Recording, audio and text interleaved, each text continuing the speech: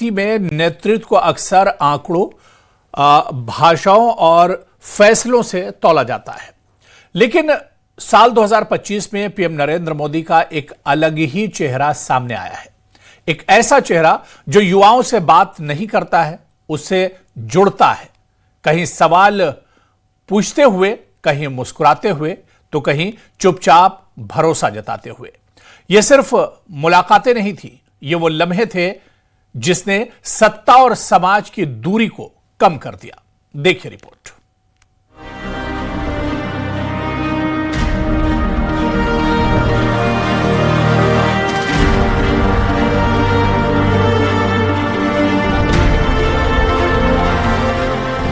प्रधानमंत्री नरेंद्र मोदी का युवाओं से औपचारिक रिश्ता नहीं है, बल्कि अनुभव से निकला रिश्ता है। शायद इसलिए क्योंकि उनका अपना जीवन संघर्ष, जिज्ञासा और सीख की राह से गुजरा है, जिस पर आज का युवा चलता है। 2025 में जब वो खिलाड़ियों, छात्रों, बच्चों, वैज्ञानिकों और कलाकारों से मिले, तो हर मुलाकात में एक बात साफ दिखी, यहाँ कोई ऊंचा मंच नहीं था।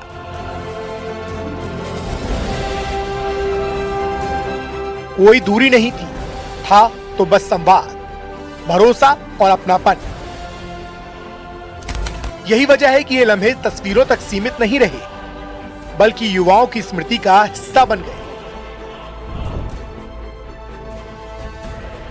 सर, मेरे को आपकी स्किन केयर रूटीन पूछना है। आप बहुत ग्लो करते हो सर।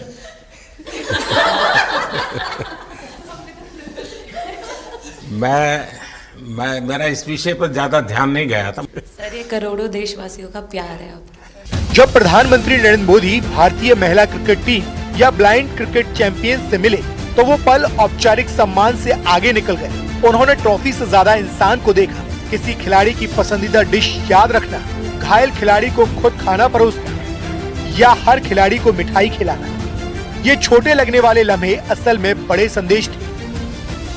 संदेश ये कि उपलब्धियां तब और बड़ी हो जाती हैं जब उन्हें इंसानियत के साथ मनाया जाए। युवाओं के लिए सिर्फ प्रधानमंत्री की मुलाकात नहीं थी, ये भरोसे का वो एहसास था कि उनकी मेहनत सिर्फ रिकॉर्ड नहीं, सम्मान भी पाती है।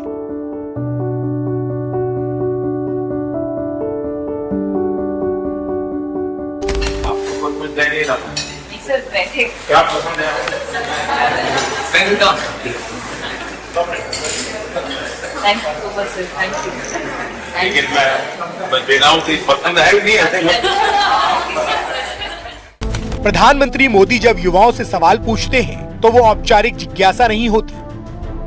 अंतरिक्ष यात्री शुभांशु शुक्ला से ये जानना कि अंतरिक्ष से लौटने के बाद शरीर कैसे संभलता है, या वीजों के अंकुरण पर चर्चा करना, ये दिखाता है कि नेतृत्व सिर्फ उपलब्धियों पर तालियां नहीं बजाता, बल्कि प्रक्रिया को समझना चाहता है। युवाओं के लिए यह एक गहरा संदेश है कि सवाल पूछना कमजोरी नहीं, बल्कि आगे बढ़ने की पहली शर्त है।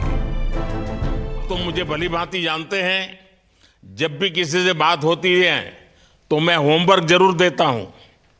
हमें मिशन गगनयान को आगे बढ़ाना है, हमें अपना खुद का स्पेस स्टेशन बनाना है। यही जिज्ञासा युवाओं को विज्ञान, नवाचार और नई सोच की दिशा में ले जाती है।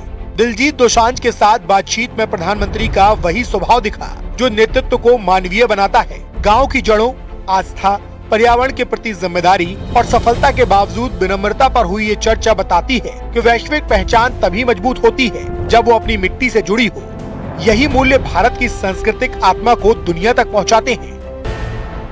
रिसाइकल, रीयूज अभी दुनिया में नाम आया है, हमारे तो ब्लड में है, दुनिया को इसका पता नहीं है।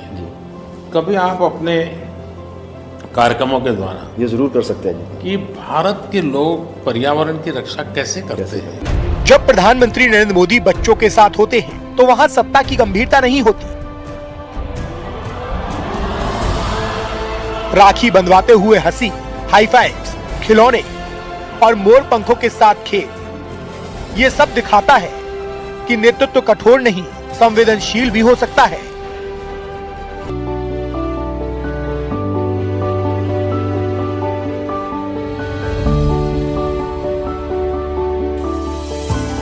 बच्चों से बात करते वक्त ना कोई भाषण होता है, ना कोई औपचारिकता, बस अपनापन होता है।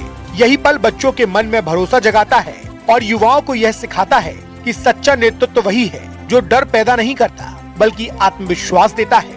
तेरी सूरत प्यार है, बस तेरा प्यार ही, माँ तुझे सलाम।